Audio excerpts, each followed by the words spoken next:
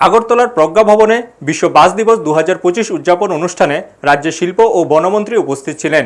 অনুষ্ঠানে বাঁশকে পরিবেশ বান্ধব ও অর্থনৈতিক সম্পদ হিসেবে তুলে ধরার পাশাপাশি রাজ্যে বাঁশ শিল্পের উন্নয়ন নিয়ে আলোচনা হয়।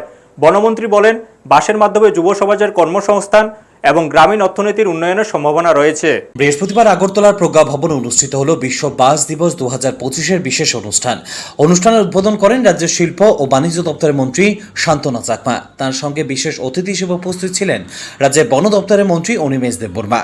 এই অনুষ্ঠানের মূল উদ্দেশ্য ছিল বাঁশকে একটি পরিবেশ বান্ধব, অর্থনৈতিকভাবে লাভজনক ও টেকসই সম্পদ হিসেবে তুলে ধরা এবং রাজ্যের বাঁশ শিল্পের সম্ভাবনা ও ভবিষ্যৎ উন্নয়ন নিয়ে আলোচনা করা। উদ্বোধনী ভাষণে শান্তনা চাকমা বলেন, ত্রিপুরা রাজ্য বাঁশের জন্য সুপরিচিত। এই প্রাকৃতিক সম্পদকে কাজে লাগিয়ে রাজ্যের যুব সমাজের জন্য নতুন কর্মসংস্থান সৃষ্টি ও শিল্পক্ষেত্রে সম্ভাবনা দরজা খুলে দেওয়া সম্ভব। মন্ত্রী অনিমেষ দেববর্মা তাঁর বক্তব্যে বলেন, বাঁশ শুধু একটি বনজ সম্পদ নয়, এটি গ্রামীণ অর্থনীতির মেরুদণ্ড হতে পারে।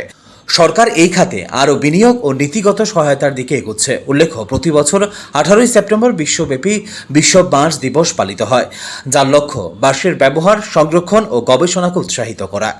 ব্যুরো রিপোর্ট, নিউজ তৎকাল 24। তার জন্য আজকের যে বিশ্ব বাঁশ দিবসে আমি এটাই বলবো, আপনারা আজকে যারা এখানে উপস্থিত হয়েছেন, যাতে করে গ্রামে গঞ্জে প্রতিটি পরিবার জানতে পারে যে বাঁশের গুরুত্ব এবং বাঁশের মাধ্যমে অনেক উপার্জন করা যায়। এবং আমরা দেখেছি যে জুয়েলারি তৈরির মাধ্যমে একটা বাঁশ থেকেই একজন মহিলা আমার সঙ্গে দেখা করেছিলেন। উনি বলেছেন বিভিন্ন জুয়েলারি তৈরি করে উনি লাখ টাকার উপরে ইনকাম করেছেন। তো সেই ক্ষেত্রে আমরা দেখেছি এখানে আমাদের বড় বড় ইন্ডাস্ট্রি রয়েছে, যেমন